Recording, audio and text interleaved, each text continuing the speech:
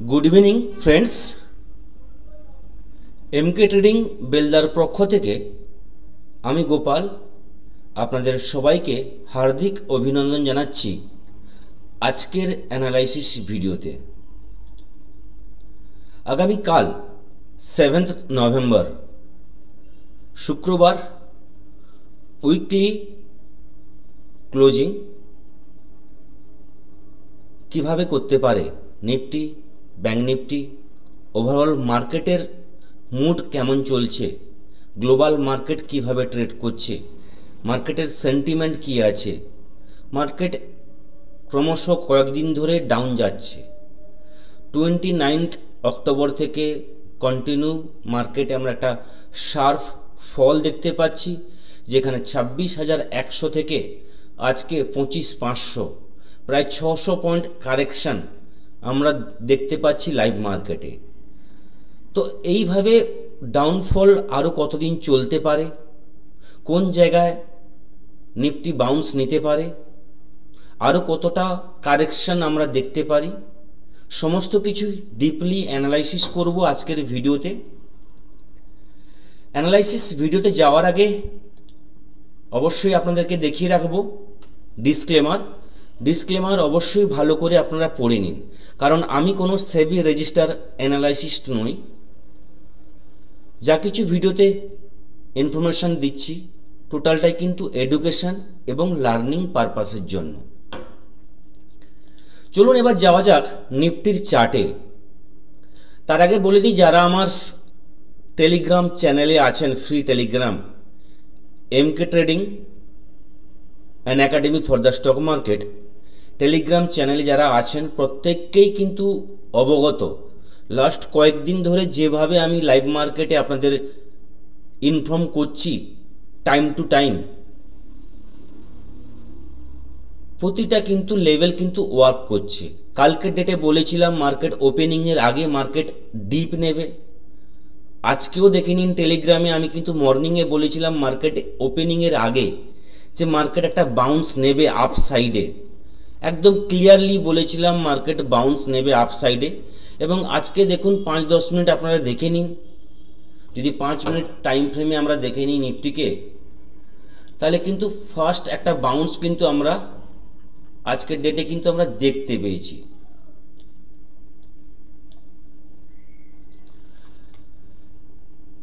আজকে 6 তারিখ, first candle দেখে নিন, প্রায় 100 পয়েন্টের 25,587 হাই হয়েছিল, 25,678 প্রায় 100 পয়েন্টের কাছাকাছি একটা ডিপ থেকে একটা বাউন্স কিন্তু নিয়েছিল। তারপর মার্কেটে কারেকশন অব্যাহত থাকে। সেন্সেক্সের এক্সপায়ারি ছিল, 25,500 একটা এক্সপেকটেশন লেভেল ছিল যে 25,500 খুব তাড়াতাড়ি আসবে। আমি আগের ভিডিওগুলোতে বলেছি, আপনারা যারা ভিডিও দেখেছেন প্রত্যেকে কিন্তু মনে আছে। কালকে কিভাবে আমরা ট্রেড করব, নিফটি আরও কতটা নামতে পারে, সমস্ত কিছুই আলোচনা করব। প্রত্যেককে বলবো যারা নতুন এসেছেন আমার চ্যানেলে কন্টিনিউ ভিডিওগুলো দেখছেন, রিকোয়েস্ট করব প্রত্যেককেই প্লিজ লাইকটা করবেন। আপনার একটা লাইক আমার কিন্তু অনেক মনোবল বাড়ায়। এইরকমভাবে অ্যানালাইসিস করে প্রতিদিন আপনাদের সামনে নিয়ে আসতে আরও খুব ভালো লাগবে। আপনাদের লাইকস, আপনাদের কমেন্টস আপনারা যদি আরও শেয়ার করতে পারেন তাহলে খুব ভালো হয়। এবং যদি ভিডিওগুলো ভালো লেগে থাকে বা কেমন টাইপের ভিডিও আপনারা চান অবশ্যই কিন্তু কমেন্টসে লিখুন। ভিডিও দেখছেন, লাইক করছেন, একটা লাইক করতে 1 সেকেন্ড টাইম লাগে, তো প্লিজ লাইকগুলো করবেন। এবার কালকে শুক্রবার আছে, শুক্রবার এমনিতে ফ্রাইডে হয়, মার্কেট কন্টিনিউ কয়েকদিন ধরে ডাউন সাইডে আছে। মার্কেট যেভাবে আজকে ক্লোজিং দিয়েছে আরও কিন্তু মার্কেটে কারেকশন বাকি আছে। আমরা ডেলি টাইম ফ্রেমে, 4 ঘন্টার টাইম ফ্রেমে, উইকলি ক্যান্ডেলে আমরা কিন্তু দেখতে পাচ্ছি মার্কেটে কিন্তু আরও কারেকশন আছে। তো কালকে নিফটি যদি আমরা ট্রেডিং সেটআপ তৈরি করি আপসাইড বা ডাউনসাইড, প্রথমে বলবো নিফটি যেখানে ক্লোজিং দিয়েছে 25,509 25,500 নিচে নিফটি থাকলে সেখান থেকে কিন্তু নেগেটিভ আমরা স্ক্যাল্পিং ট্রেড করব। কারণ লাস্ট কয়েকদিন ধরে মার্কেটে কিন্তু বড় কিছু মুভমেন্ট হচ্ছে না, বোথ সাইড মুভমেন্ট আমরা দেখতে পাচ্ছি, ছোট ছোট মুভমেন্ট হচ্ছে। তো স্ক্যাল্পিংটা বেস্ট, এই মার্কেটে স্ক্যাল্পিং করুন। অপশানে 15 পয়েন্ট 20 পয়েন্ট টার্গেট রাখুন, আরামসে কিন্তু আপনি পেতে পারেন যদি সঠিক জায়গায় আপনার এন্ট্রিটা হয়। মার্কেট নিফটি অথবা নিফটি 40 পয়েন্ট বাউন্স নেবে, আপনি যদি 40 পয়েন্টের মাথায় গিয়ে কল বাই করেন তাহলে কিন্তু আপনি ফেঁসে গেলেন।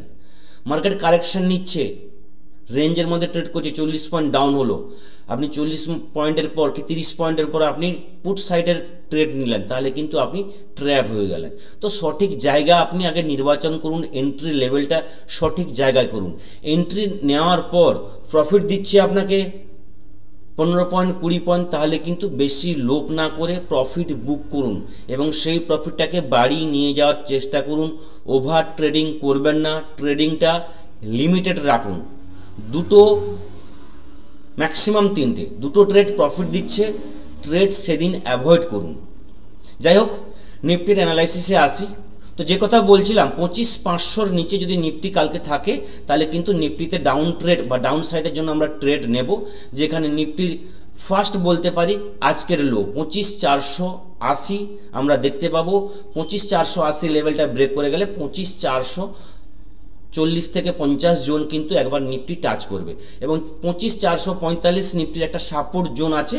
এই জায়গায় কিন্তু একটা প্রফিট বুকিং করে নেবেন, এখানে একটা রিয়াকশান দেখাবে আপসাইডে যাওয়ার জন্য। 25,440 থেকে 25,460-এর মধ্যে নিফটি একবার রিয়াকশান দেখাবে, এখান থেকে কিছু না হলেও 40 থেকে 60 পয়েন্ট একটা বাউন্স দেখাবে, যেখানে 25,520 25 পর্যন্ত একবার আসতে পারে।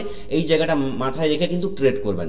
বাই চান্স এই লেভেলটা বাউন্স নেওয়ার পর যদি পুনরায় আবার ব্রেক করে যায় 25,440, তাহলে সেখান থেকে কিন্তু আবার ডাউনফল শুরু হবে, যেখানে 25,400 25,360 এই লেভেলগুলো পরপর আসবে।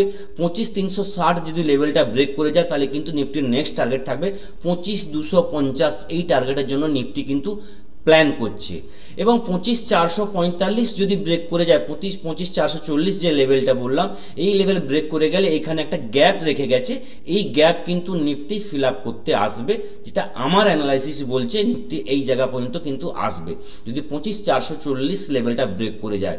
25,440 ব্রেক করলে 25,350 25,260 এই লেভেলগুলো পরপর কিন্তু আসছে।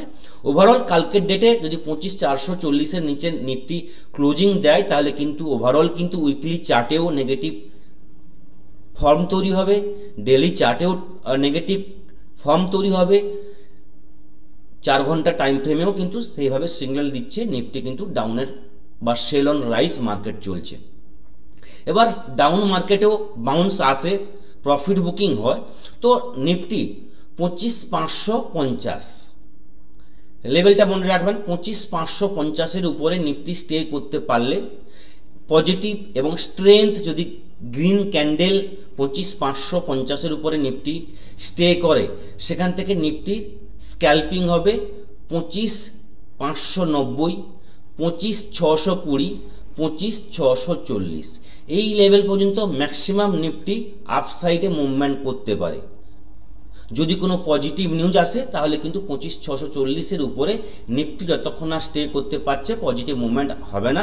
মোটামুটিভাবে বলতে পারি 25,550-এর উপরে থাকলে পরপর কিন্তু স্ক্যাল্পিং করবেন, যেরকমভাবে বললাম 30 থেকে 40 পয়েন্ট ইন্ডেক্সে পরপর কিন্তু ট্রেড নিয়ে এক্সিট করবেন, বুকিং করবেন, আবার লেভেল ক্রস করে গেছে আবার এন্ট্রি নিন, আবার এক্সিট করুন, এভাবে কিন্তু ট্রেড করবেন। আশা করি নিফটির ভিউ, নিফটির অ্যানালাইসিস আপনাদের সঙ্গে আমি ক্লিয়ার করতে পারলাম।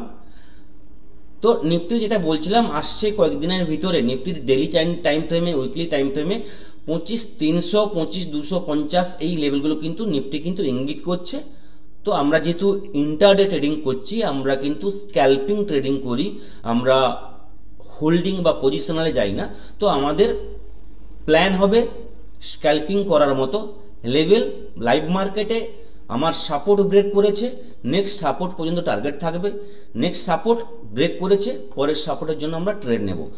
রেজিস্ট্যান্স ব্রেক করেছে, তার উপর স্টে করেছে, আমরা আপসাইডে ট্রেড নেব। 8 দিন পর কি হবে, 15 দিন পর কি হবে, 1 মাস পর কি হবে, ওই পজিশনাল ভিউতে আমি যাচ্ছি না। এবার যদি ব্যাঙ্ক নিফটির অ্যানালাইসিস করি তাহলে বলবো ওভারঅল ব্যাঙ্ক নিফটিও আজকে কিন্তু নেগেটিভ ট্রেড করেছে, নেগেটিভ ক্যান্ডেলে ক্লোজিং দিয়েছে।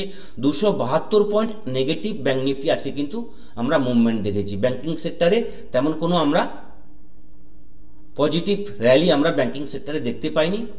তো ব্যাঙ্ক নিফটি 57,550-এর কাছাকাছি ক্লোজিং দিয়েছে। ওভারঅল কালকের ডেটেও এই লেভেলে যেখানে ব্যাঙ্ক নিফটি ক্লোজিং দিয়েছে 55,550, এর নিচেই থাকলে কিন্তু ব্যাঙ্ক নিফটিতে ডাউনের ট্রেড আমরা কিন্তু নিতে পারি।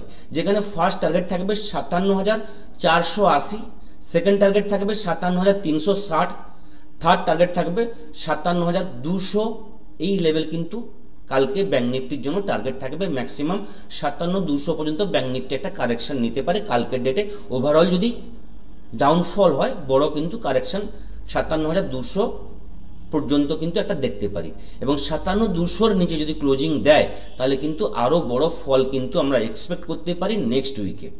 এবার যদি বাই চান্স পজিটিভ র্যালি আসে, বায়ারের পজিটিভনেস দেখতে পারি, মার্কেটে কোনো ভালো নিউজ আছে, তাহলে কিন্তু ব্যাঙ্ক নিফটিতে আমরা বাইতে যাব যতক্ষণ 57,630 অথবা 650 লেভেলটা ব্যাঙ্ক নিফটি ক্রস করছে।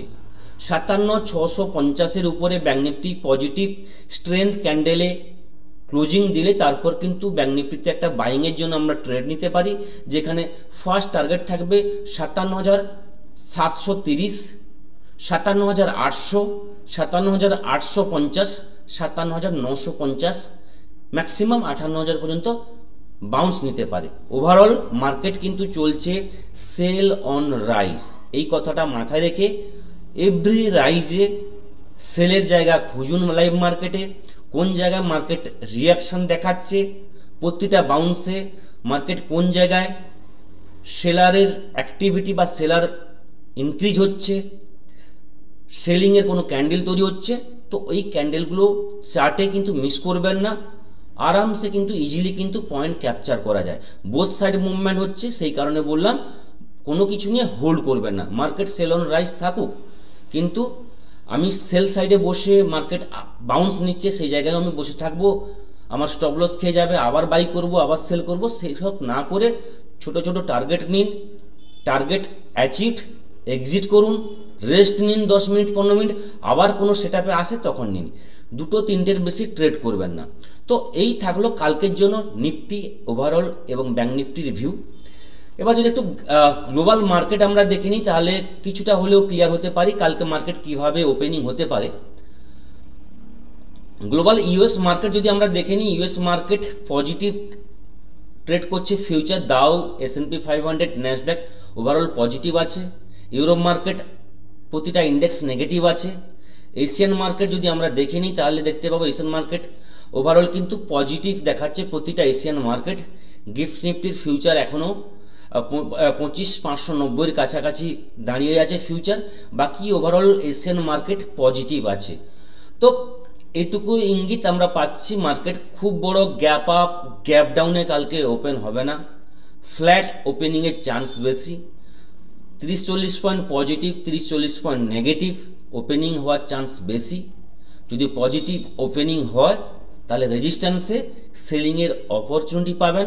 যদি 30-40 পয়েন্ট ডাউনে ওপেন হয়, দেখুন কোন জায়গায় গিয়ে নিফটি একটা প্রফিট বুকিং আসে, সেখানে কিন্তু একটা স্ক্যালপিংয়ের সুযোগ পাবেন। তো এইভাবে ট্রেড করবেন, আপনি কিন্তু সফল ট্রেডার এইভাবে কিন্তু আপনি হতে পারবেন। এফআইদের ডেটা দেখে নিই।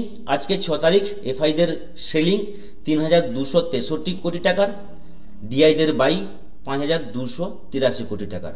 অ্যাজ ইউজুয়াল এফআই দের সেলিং, ডিআইদের বাইং আমরা দেখতে পাচ্ছি।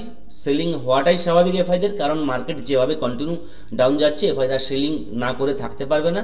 তো এফআইদের সেলিং এটা একটা নেগেটিভ নিউজ। মার্কেটে কারেকশন আমরা দেখতে পাচ্ছি, লাইভ মার্কেটে এর কালকেও আমরা এফেক্ট দেখতে পাবো। সেল অন রাইজ এইভাবে কিন্তু কালকে ট্রেড করবেন। সবাই ভালো থাকবেন। থ্যাংক ইউ, ধন্যবাদ।